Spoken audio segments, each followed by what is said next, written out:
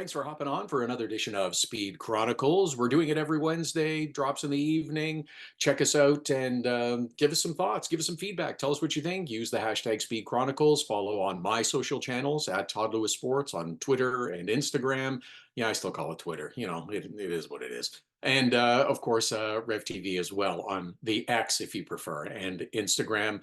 We're still just making it up as we go along. It's a new thing, talking about some different racing series, the top series, most of the ones that I follow closely, some big events, and some other things as well. It's not results driven.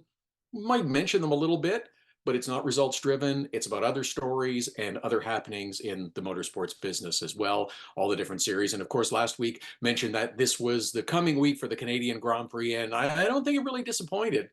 Okay, maybe it did in a couple of areas.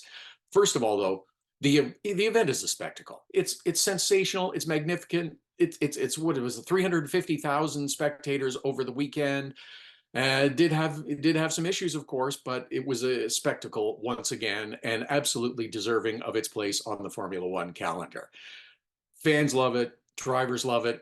Some others were not so fond of what happened at times this week because, you know, the rain throws a wrench into everything when it comes, and it's been expected, so they had rain.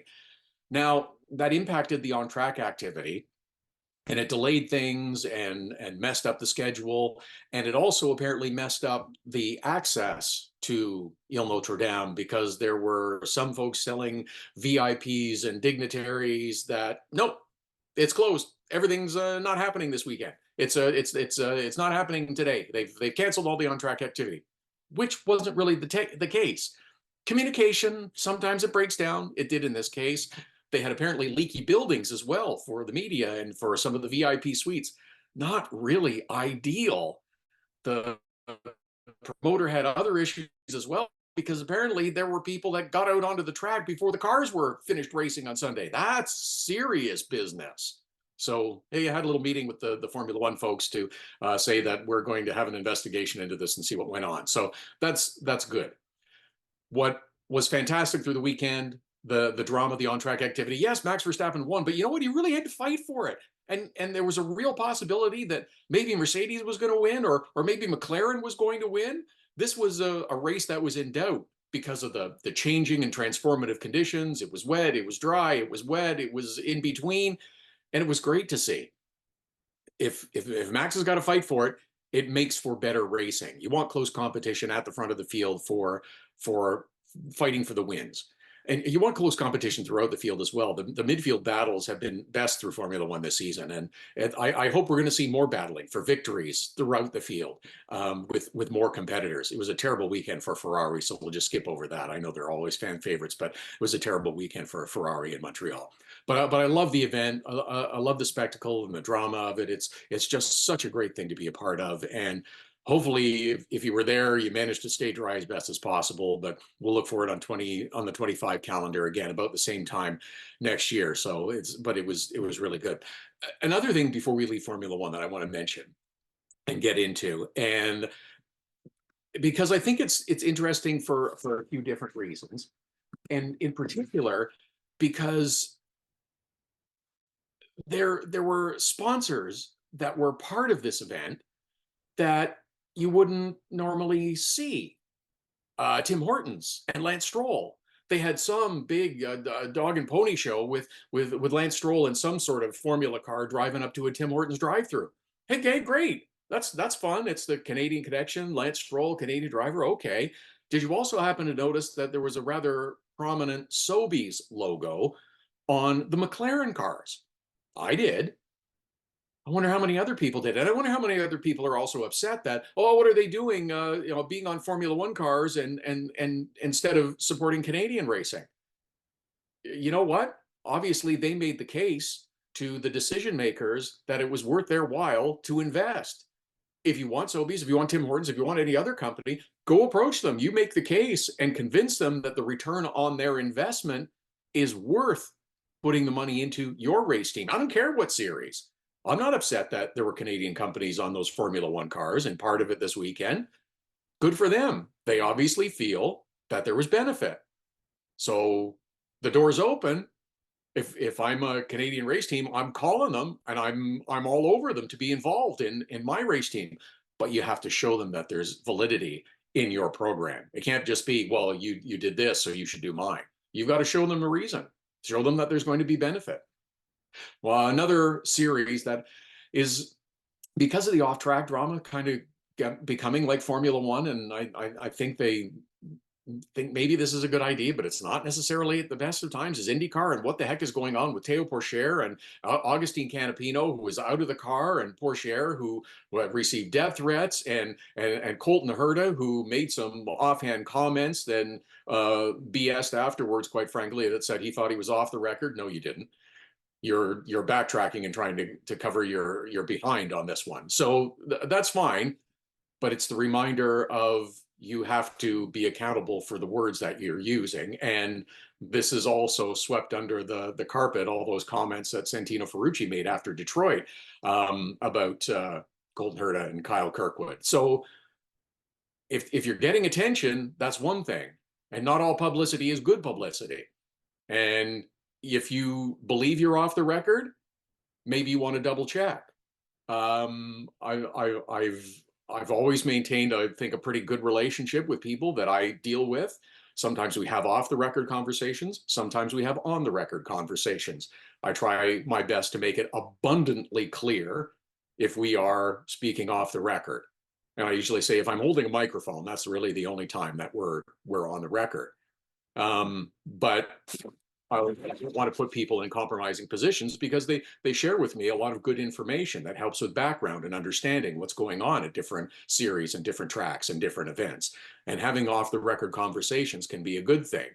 But to try that ass covering, quite frankly, by saying, oh, I thought we were off the record. No, you didn't. You're trying to portray yourself in a better light and recover. Okay, there's nothing more to see here, but that's, don't try to blame someone else for your mistake. IndyCar TV negotiations also perked up a little bit, got a bit of an attention, because there was the pearl clutching outrage of some who thought, oh, how could IndyCar even consider leaving the NBC television coverage if they're going to put all the races on network TV, as it was speculated, I don't know by whom, but by someone, that apparently it got a little bit of oxygen, that NBC would put all IndyCar races on network TV. I'll call BS on that one until I see it. I don't believe that for a second. There are fewer network television races this year on NBC than there were last year. NBC is trying to push their streaming platform, Peacock. That's why they paid hundreds of millions of dollars to get an NFL football game exclusively on Peacock. I don't believe for a second that they're going to put all races on network TV. Streaming's coming. There's going to be more of it in the future, not less of it. Look at the new NASCAR television deal that comes into effect next year. More streaming, not less streaming. That's the direction we're going to see things go. It's just the evolution of distribution, and that's how it's going to happen. The race at Road America, pretty decent, good for Will Power. I feel good for him, and I think everybody knows the story of the health issues that his wife Liz has undergone over the last year and a half or so, and it was great to see that she was there to celebrate with their son, and Will to have that burden lifted, and it's good news for him. I think it's good news for the series as well. Test at Milwaukee this week. I don't know. Some people are excited about it. I'm a little skeptical. I think the test will be fine. The question, I think, is going to be the Milwaukee weekend, that everybody said, we got to go back to Milwaukee. You got to go back to Milwaukee. You got to have more ovals. Okay. Let's see what the ticket sales look like. I heard a while ago they were soft. Let's see what happens. There's still lots of time, but let's see what happens with the ticket sales, because that's the important thing. One other note about Road America: congratulations, Jamie Chadwick, with the Indy NXT victory, former Indy Lights series. She's done very well in moving forward this year and improving her program. It's good to see. She needs more success. One victory is great, but she needs to have more success as well. NASCAR was out in wine country. It's the end of the Fox part of the broadcast season. It now shifts to NBC. Some are happy about it. Some are not happy about it. Everybody's got their favorites. You're getting lots of coverage of NASCAR. That's the good news. So we'll see what happens. And Kyle Larson won at Sonoma, by the way. Isn't it good that NASCAR decided to grant the waiver to Kyle Larson? Yeah, that would have been awkward if they had just said no and then he went out and won another race. I just think that they avoided a bit of a headache there. Well, it's gone away now, but it was a bigger headache than it really needed to be. The other thing we're going to talk more about going forward, because this is going to become a bigger story, is the story of charters and NASCAR for the full-time teams. Stuart Haas, of course, has said they're shutting it down at the end of the year. They're selling their charters. The negotiations between the teams and NASCAR are still going on in terms of the charters and their future. The deal expires at the end of this year. For those that wanted NASCAR to be treated and become like the other major sports, be it professional football, hockey, baseball, basketball, whatever, this is what's happening now. It is being treated that way because these charters are essentially negotiations with the Players Association. The race teams and their participation, and this is the negotiations of the money that's involved. And I'm very interested to see where this goes. A lot of it has to do with television money. The new television contract is done. NASCAR says they only want the contract to go for the duration of the television contract. The teams don't think so, and it's a lot about money, but it's important for all parties that they reach an equitable solution. I'm hopeful that it may go down to the wire, but I think they'll make a deal because it will be in everybody's best interest to continue the business. So let's hope that that happens quickly. Looking ahead a little bit, it's not this weekend, but it's coming. Looking forward to NASCAR Canada getting back in action and heading to Newfoundland. Tremendous event the first couple of years. Looking forward to it.